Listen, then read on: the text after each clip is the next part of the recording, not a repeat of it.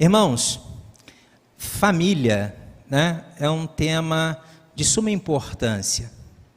E como já foi falado aqui, investir em prevenção, segundo os especialistas, é muito mais barato do que você combater um problema.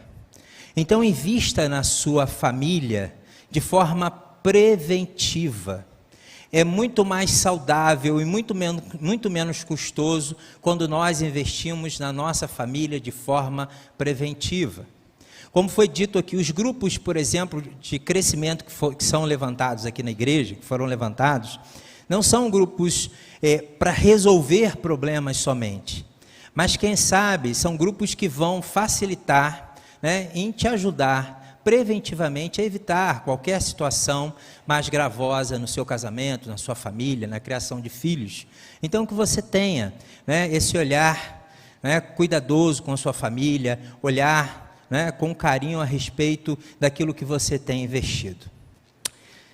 Irmãos, a mensagem dessa manhã, ele teve como inspiração, como nascedouro, Gênesis 12, versículo 3, em que, quando Deus está fazendo uma aliança com Abraão, ele diz para Abraão: Abraão, abençoarei os que te abençoarem, amaldiçoarei o que te amaldiçoar, e em ti serão benditas todas as famílias da terra. Esse foi o texto onde nasceu o que nós vamos falar nessa manhã, lá em Gênesis 12. E eu fiquei pensando assim: Senhor, na sua palavra, dentro da palavra, qual o texto que eu poderia usar para falar dessa família bendita, não é? Dessa qualidade de família bíblica que o Senhor promete a Abraão, se cumpre em Cristo, né? Se cumpre em Abraão porque Abraão creu na promessa, se cumpre em nós porque nós cremos em Jesus Cristo como concretização daquela promessa a Abraão. E como é que nós poderíamos apresentar então esta família bendita, esta família abençoada? Mas eu gostaria de utilizar dentro do texto bíblico. E o Senhor então me levou, né, ao Salmo 127 e Salmo 128. Então, justificando, né, de que o nascedouro daquilo que eu estou para nos dizer foi na palavra, e a explicação daquilo que nasceu do texto bíblico, eu encontrei em Salmo 127 e 128, se você puder aí abrir a sua Bíblia e acompanhar conosco também na projeção, né? Salmo 127, 128, ele é um salmo que ele é necessário ele ser lido, né, em conjunto, ele é para ser estudado, né, ele é para ser explanado em conjunto, tanto o 127 como o 128, porque eles fazem parte do mesmo tema. Então diz assim, a palavra do nosso Deus. Você pode se colocar de pé? Vamos nos colocar de pé para a leitura da palavra de Deus. Salmo 127 começa assim: se não for o Senhor o construtor da casa, será inútil trabalhar na construção. Se não é o Senhor que vigia a cidade, será inútil a sentinela montar guarda. Será inútil levantar cedo e dormir tarde, trabalhando arduamente por alimento. O Senhor concede o sono àqueles a quem Ele ama. Os filhos são herança do Senhor, uma recompensa que Ele dá. Como flechas nas mãos do guerreiro, são os filhos nascidos na juventude. Como é feliz o homem que tem a sua aljava cheia deles, não será humilhado quando enfrentar seus inimigos no tribunal. Como é feliz quem teme o Senhor e que anda nos seus caminhos. Você comerá do fruto do seu trabalho, será feliz e próspero. Sua mulher será como videira frutífera em sua casa. Seus filhos serão como brotos de oliveira ao redor da sua mesa. Assim será abençoado o homem que teme o Senhor. Que o Senhor o abençoe desde Sião, para que você veja a prosperidade de Jerusalém todos os dias da vida. E veja os filhos dos seus filhos, haja paz em Israel. Senhor, a tua palavra está lida, e nós sabemos que é o teu Espírito Santo que nos capacita a transmiti-la, a ouvi-la, a entendê-la e principalmente aplicá-la às nossas vidas. E por isso nessa manhã eu digo que o Senhor tem toda a liberdade, Senhor, para trabalhar no nosso coração, no nosso ouvido, no nosso ouvido espiritual, para entendermos aquilo que o Senhor quer tratar conosco nessa manhã. Nós oramos em nome de Jesus, amém. Podemos assentar, irmãos. Então, como eu disse, uma família bendita, uma família abençoada,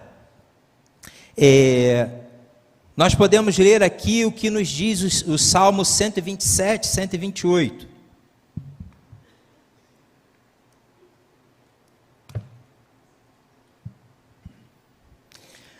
O Salmo 127, 128, ele é escrito por um pai que celebra um lar seguro com uma família abençoada. O salmista, ele vai entender que esta família ao qual é celebrada, ela é um presente do Senhor. O salmista entende que para que esta família abençoada, esta família que é um presente do Senhor, ela possa caminhar bem, não pode faltar algo essencial. Os versículos 1 e 2 do Salmo 127, ele vai dizer o seguinte: se o Senhor não edificar a casa, vou ler na revista aí atualizada, se o Senhor não edificar a casa, em vão trabalham os edificadores, se o Senhor não guardar a cidade, em vão vigia a sentinela, inútil será levantar de madrugada, repousar tarde, comer pão que penosamente granjeastes e que dá aos seus filhos como enquanto dorme. O salmista nos apresenta que para uma família abençoada não pode faltar a graça de Deus. Dentro da minha família e dentro da sua família é necessário que a graça de Deus venha a fazer parte do nosso núcleo familiar. Sem a bênção de Deus, em vão eu edifico a minha casa. Sem a graça de Deus, em vão eu vigio ali a minha cidade, o meu lugar, porque é necessário o favor imerecido de Deus. O que é graça, irmãos? Graça é o favor imerecido, alcançado em Cristo Jesus. É o favor da bênção do Senhor para as nossas vidas e para os nossos lares. É o que o salmista está nos dizendo nos versículos 1 e 2, que é necessário a graça na edificação do lar. Uma família saudável vai gerar familiares saudáveis, pais saudáveis, mães saudáveis, filhos saudáveis. E esses indivíduos saudáveis vão gerar, por exemplo, uma igreja saudável. Os seus ambientes de frequência, trabalho, escola, faculdade, academia, serão também ambientes cheios da graça de Deus. Logo, teremos famílias abençoadas, igrejas abençoadas, cidades abençoadas, nações inteiras abençoadas, porque a graça de Deus é o que não pode faltar dentro dos nossos lares. É o favor imerecido de Cristo Jesus, é a bênção alcançada à promessa de Abraão, lá em Gênesis 12, 3, em ti serão benditas todas as famílias da terra. Então, irmãos, a primeira coisa que eu aprendo com o salmista para ter uma vida abençoada é ter a graça de Deus, o favor de Deus dentro do meu lar, invocar essa bênção, invocar e pedir ao Senhor que abençoe a minha família de tal maneira de que aquela célula máter da minha família chegue a abençoar uma nação.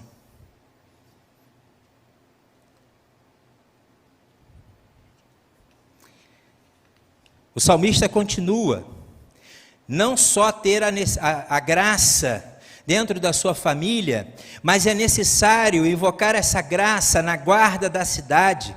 O salmista talvez estivesse fazendo referência aqui a Jerusalém recentemente edificada por Neemias, e nos faz lembrar os inimigos, irmãos, que rondam as nossas famílias, os Sambalás e Tobias da vida, que ficam infiltrados ao redor da grande obra que nós estamos fazendo, tentando tirar a atenção, tentando paralisar aquilo que nós temos feito por nossas famílias, pelos nossos familiares, e é preciso então pedir ao Senhor que nos guarde. Eu vou dar um exemplo do que eu estou dizendo. Eu passo aproximadamente aí 4 ou 5 horas, um pouco mais talvez, com a minha família e com o meu filho. No restante do dia, no restante dos horários, o meu filho e minha esposa estão em locais em que eu não posso estar presente, mas é necessário eu clamar ao Senhor para que Ele guarde a minha família, guarde os meus entes queridos, porque certamente podem estar em situações em que os inimigos estão ali ao redor, tentando influenciar em alguma coisa, como por exemplo a juventude. Então é necessário eu pedir que a graça de Deus, que essa graça de guarda, faça parte, porque assim o Senhor deve ser a sentinela que guarda a nossa cidade. O salmista também, nesse salmo, ele vai dizer o seguinte: o Senhor, Ele não tosqueneja, e não tosquenejará o guarda de Israel. Significa o quê? Ele não pisca sequer.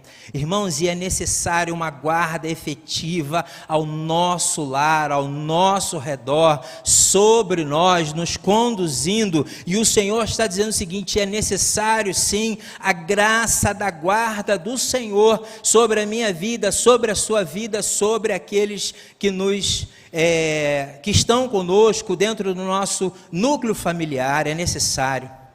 Irmãos, o salmista vai nos dizer também: necessário é a graça na força para o trabalho, principalmente para que o resultado seja positivo.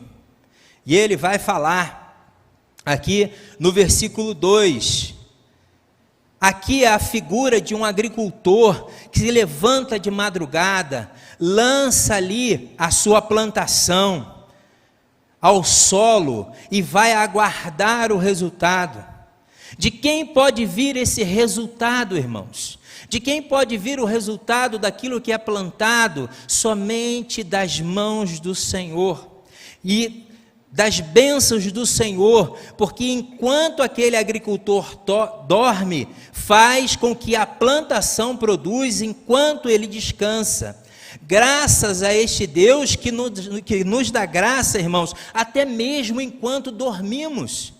A graça de Deus é tão favorável, é tão abundante, é tão abençoadora, que ela produz em nossas vidas até mesmo enquanto nós dormimos. Enquanto nós dormimos, o Senhor também trabalha ao nosso favor. Enquanto estamos descansando, o Senhor tem cuidado de nós. Enquanto estamos avançando, o Senhor tem andado do nosso lado, no nosso caminho, nos guardando para que tenhamos resultado.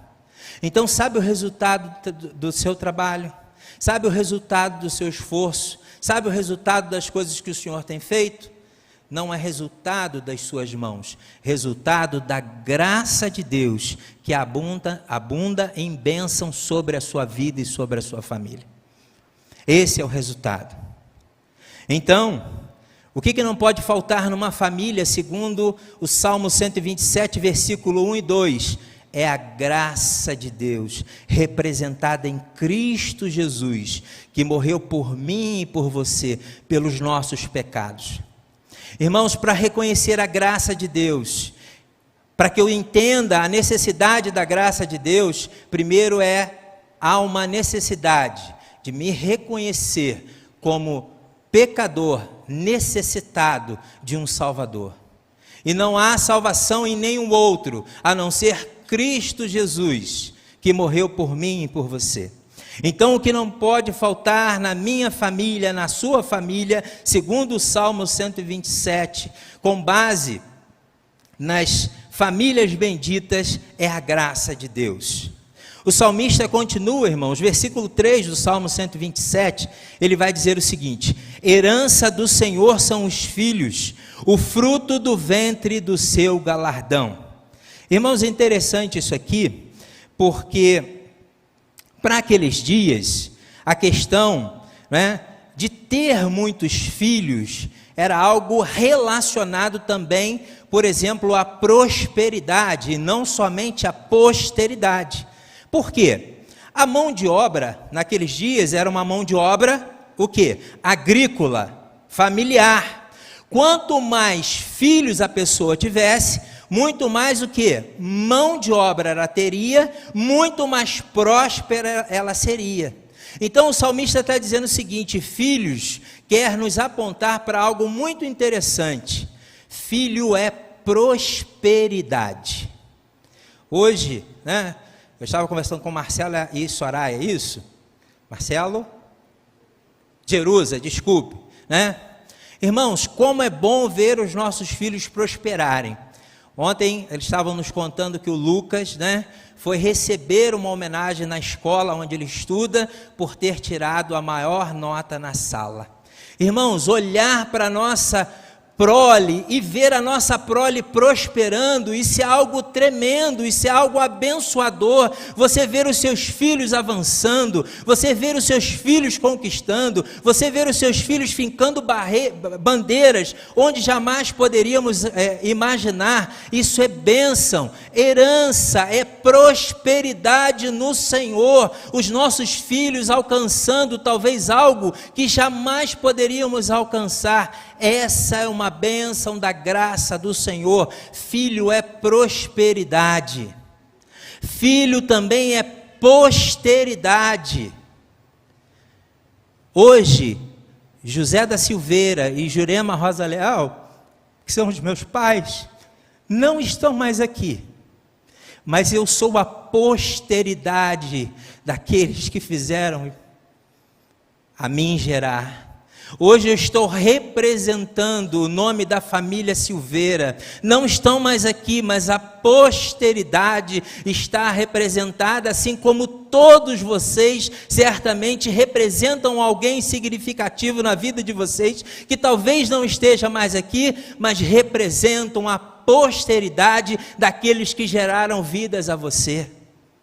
Filho, então, é prosperidade, filho é posteridade, filho é segurança. Porque naqueles dias também Israel, como vivia em guerra, uma família numerosa poderia fazer um clã que poderia ser muito bem protegido. Uma família com quanto maior número de filhos, mais protegida ela ficaria.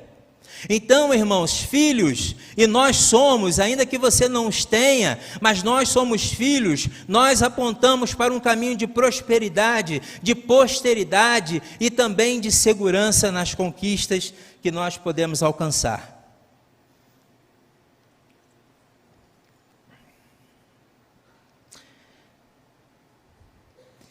Interessante, irmão, João 1, versículo 12, vai nos dizer o seguinte, vai dizer para mim e para você algo muito interessante, está ali.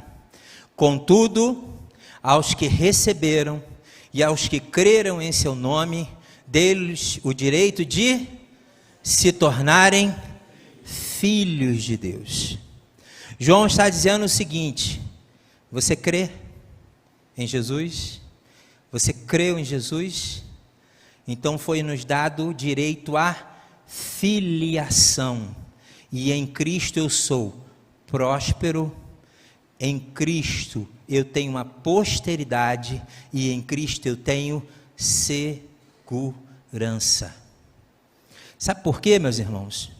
Se instaurarem uma guerra contra mim, olha a minha família aí, ó. Olha os meus irmãos. Olha quantos de vocês têm levantado em oração pelas minhas causas. Olha quantos de vocês têm me abençoado através de uma palavra, através de um abraço. Irmãos que se levantam em oração fervorosa. Nós temos aqui irmãos e irmãs que são alvos e resultado das orações, quando os irmãos se levantam a guerrear a favor de uns pelos outros. por conta desta família numerosa, e eu fui incluído pela graça de Deus numa família grandemente numerosa, que se espalhou por toda a face da terra, irmãos e irmãs que se levantam como verdadeiros guerreiros a guerrear a minha causa, assim como também nós guerreamos a sua causa. Nós somos filhos, herdeiros, fazemos parte de um reino em que podemos nos colocar uns ao lado dos outros. O salmista continua aqui no versículo 4, dizendo o seguinte: como flechas na mão do guerreiro, assim os filhos da mocidade. Flechas das mãos do guerreiro. Irmãos, é necessário que nós, como pais, como orientadores, ajudemos os nossos filhos a alcançar um alvo maior. E por incrível que pareça, por mais que a situação aponte para que um filho almeje uma faculdade, almeje um emprego melhor, almeje situações melhor, primeiro é necessário acertar um alvo ao qual ele não pode errar de maneira nenhuma, que se chama Cristo Jesus. Nós temos investido em estudos, temos investido em cursos, temos feito os nossos filhos sonharem, mas será que nós temos feito a nossa família sonhar em acertar o alvo que é Cristo Jesus? Porque quando o meu filho acertar o alvo, certamente eu posso liberar para qualquer uma outra coisa, que ele não vai errar o curso nem o percurso. Não pode meu filho se tornar um PhD em Harvard e perder a sua alma para o inferno. Não vale a pena o meu filho se tornar um grande homem para este mundo e sua alma perecer no inferno. Eu primeiro tenho que torná-lo um grande homem no reino de Deus, para que depois ele se torne um grande homem para este mundo. Porque a recíproca não é verdadeira. Se você for um grande homem e uma grande mulher no reino de Deus, você vai ser um grande homem e uma grande mulher onde quer que você estiver. Mas se você for um homem ou uma mulher, aos olhos do mundo, mas desconhecido do céu, sinto muito a dizer que se você não se recuperar, você vai perecer nas chamas do inferno. O céu é uma realidade, o inferno também. E é essa luta de acertar o alvo que nós temos que prosseguir e persistir com as nossas famílias.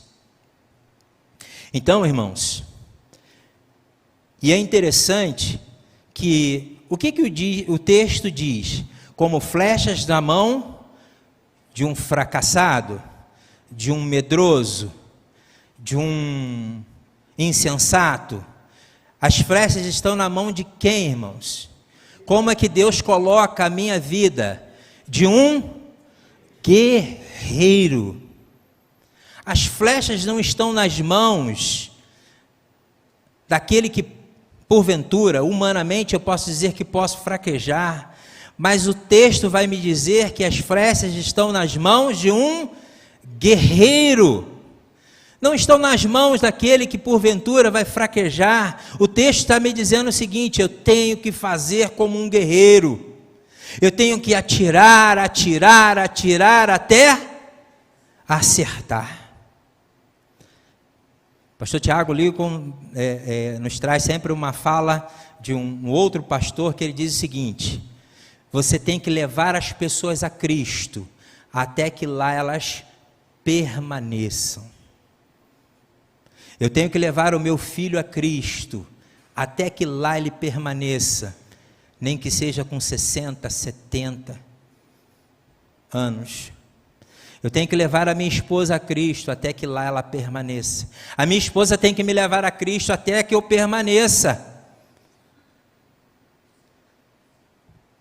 Como flechas, não nas mãos de qualquer um, mas nas mãos de um guerreiro. E como resultado, irmãos, nós teremos filhos ao nosso redor para nos proteger das adversidades. Os filhos são lançados, mas eu creio que em Cristo, quando eles retornarem, eles vão retornar mais fortes. Quando eles retornarem, vão retornar mais experientes. Quando eles retornarem, eles vão retornar com argumentos capazes de nos ajudar a solucionar no dia a dia, mas primeiro é necessário que o alvo, que é Jesus, seja encontrado no coração deste filho.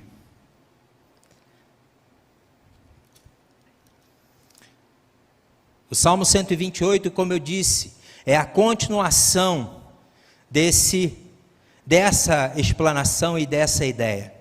Bem-aventurado aquele que teme ao Senhor e anda nos seus caminhos.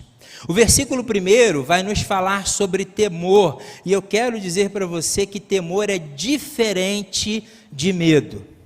Medo é o pânico, é o susto, é a perturbação emocional e psicológica. Geralmente do medo você quer o quê? O afastamento, né? Aquilo que você quer. Eu tenho pavor de bicho peçonhento, aranha. Então você quer o quê? Que aquilo seja afastado. Então medo é uma necessidade de afastar-se daquilo que causa perturbação. Mas o texto não fala de que bem-aventurado é aquele que tem medo, mas bem-aventurado é aquele que teme. E temor, irmãos, é respeito, reverência, adoração. Temor é saber quem é Deus e saber de tudo o que Ele pode fazer e tudo aquilo que Ele é capaz. Só que esse temor, ele te aproxima, porque nós fomos atraídos não pela vingança e muito menos, com nenhum castigo, mas ele nos atraiu através do seu amor. E interessante que o salmista vai dizer o seguinte: olha, é necessário temer e é necessário andar nos caminhos do Senhor. É preciso ter temor no coração, saber quem Deus é e andar nos caminhos que Ele nos propôs. Aqui o salmista está dizendo o seguinte: olha, é necessário que o homem tema ao Senhor e ande de acordo com a Torá. Hoje nós sabemos que é necessário temer ao Senhor e andar pelo vivo e verdadeiro caminho que se chama Jesus Cristo. Então essa é a reverência. Provérbios 9, versículo 10, vai dizer o seguinte: o temor do Senhor é o princípio da sabedoria, e o conhecimento do santo, a prudência. Bem-aventurado aquele que teme e aquele que anda. Bem-aventurado é aquele que tem no coração o temor e também os caminhos do Senhor. João 14, 6, um texto conhecidíssimo. Disse-lhe Jesus: eu sou o caminho, a verdade e a vida. Ninguém vem ao Pai senão por mim. Ninguém vai ao Pai se não andar pelo caminho chamado Jesus Cristo. O versículo 2, ele vai dizer o seguinte, vai continuar falando da graça. O crente que teme ao Senhor experimenta a sua graça em todas as áreas da sua vida. Diz o versículo 2, do trabalho de tuas mãos comerás, feliz serás e tudo te irá bem. O crente que teme ao Senhor experimenta a sua graça em todas as áreas de sua vida. Jesus permite o sustento, Jesus permite a diversão, Jesus permite o cuidado, experimentar bênçãos em todas as áreas da sua vida, porque há uma graça contida naqueles que temem e naqueles que andam. É o resultado. Tem muita gente querendo resultado sem iniciar um propósito com Deus. Você quer ter resultado? Ande e confie no Senhor. O versículo 3, irmãos, é algo muito interessante, em que o salmista vai abrir um parêntese, sabe para quê? Para elogiar a esposa. Você tem elogiado a sua esposa? Tem? Você tem elogiado a sua esposa? Sim ou não? Pastor Mauro, você tem elogiado a Camila, pastor? Hein? É uma jovem, né? Você tem elogiado a sua esposa? O salmista abre um parênteses aqui para elogiar a esposa. Edmilson, eu elogio a minha esposa todos os dias, né? Sabe por quê? Além dela ser uma mulher bonita, atraente, né? Agora, existe uma outra coisa, tem um efeito retardo, que é o seguinte: eu vou elogiá-la em casa. Se alguém na rua elogiar, o que vai acontecer? Já não vai ter mais aquele efeito. Se eu não elogiar, quando chegar alguém lá e elogiar, ela vai ficar toda feliz, né? Mas o salmista aqui, ele abre um parênteses para elogiar a esposa. Olha que interessante, nós já estamos terminando, irmãos.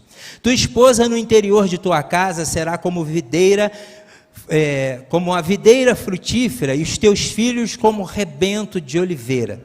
Aqui o salmista está usando a linguagem poética, está dizendo para aquela mulher que ela é bela, assim como uma videira cheia de frutos. Você já viu uma videira cheia de frutos, como é que é bonito? Né? Você passa aí, né? Esse pessoal que gosta de viajar aí, já deve ter ido aí a alguns lugares bonitos, né? E vê aquelas, né? Aquelas videiras cheias de frutos, não é bonito?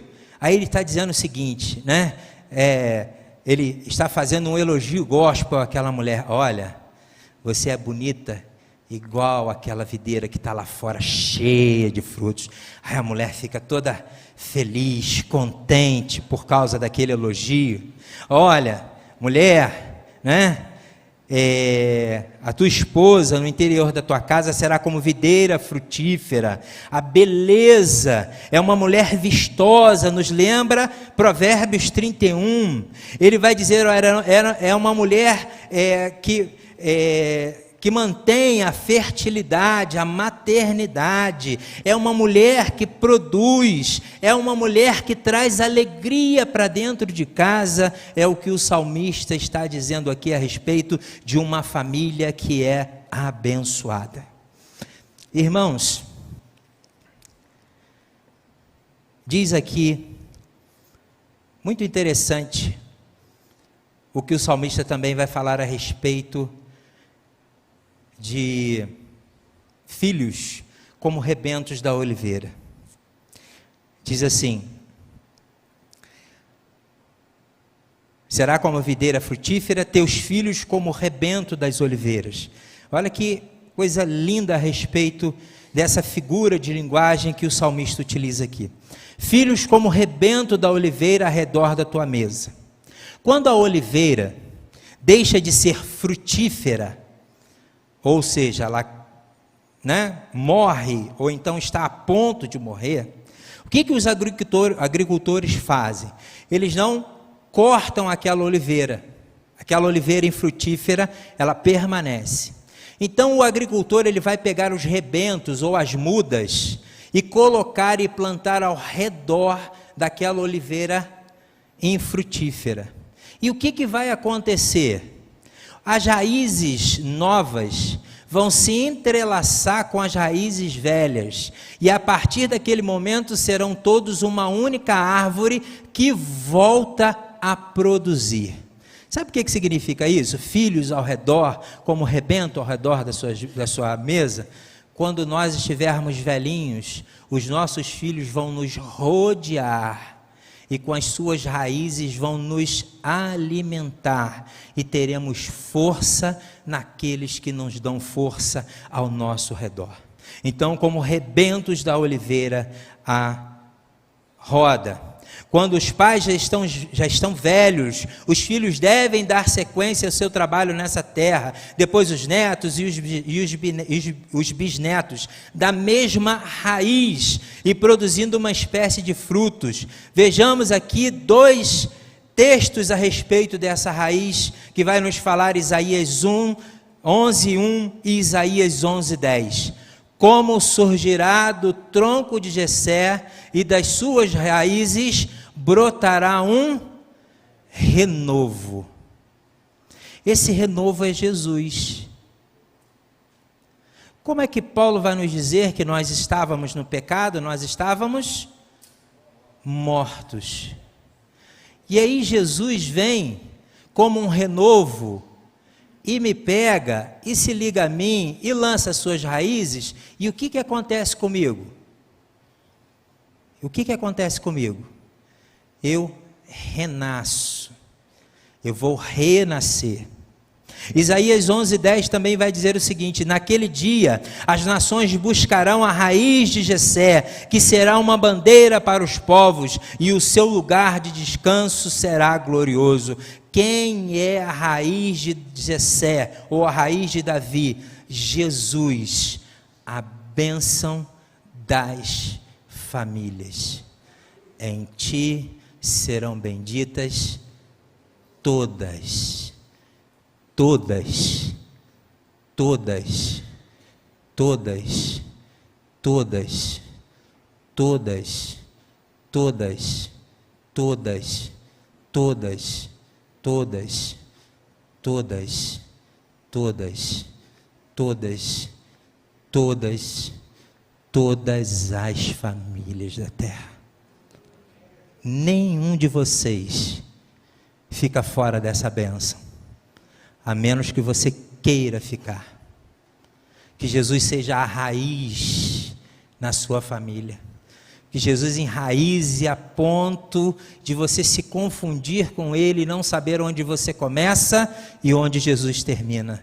Essa é a grande bênção para as nossas famílias e aquilo que nós desejamos para abençoar as famílias. Somente em Jesus, a raiz de Davi, poderemos aplicar às nossas famílias e elas serem benditas de toda a terra. Amém? Vamos orar. Pai, muito obrigado por essa manhã e porque o Senhor nos mostra a benignidade da Tua palavra a respeito das famílias que são abençoadas em Ti, da graça, do favor dos filhos, do lar abençoado com a Tua presença, da prosperidade, de tantas coisas, Senhor, mas nós sabemos que tudo isso só é possível se eu e a minha igreja e a minha família estivermos enraizados no Senhor, lançados, Senhor, as nossas raízes junto às Tuas, para que eu tenha vida, para que a minha família tenha vida e a nossa família tenha vida. Senhor, que nessa manhã saiamos daqui abençoados pelo Senhor, entendendo que é o Senhor que nos abençoa. Muito obrigado por esse culto da família tão maravilhoso. Louvado seja o Teu nome para todo sempre, em nome de Jesus. Amém.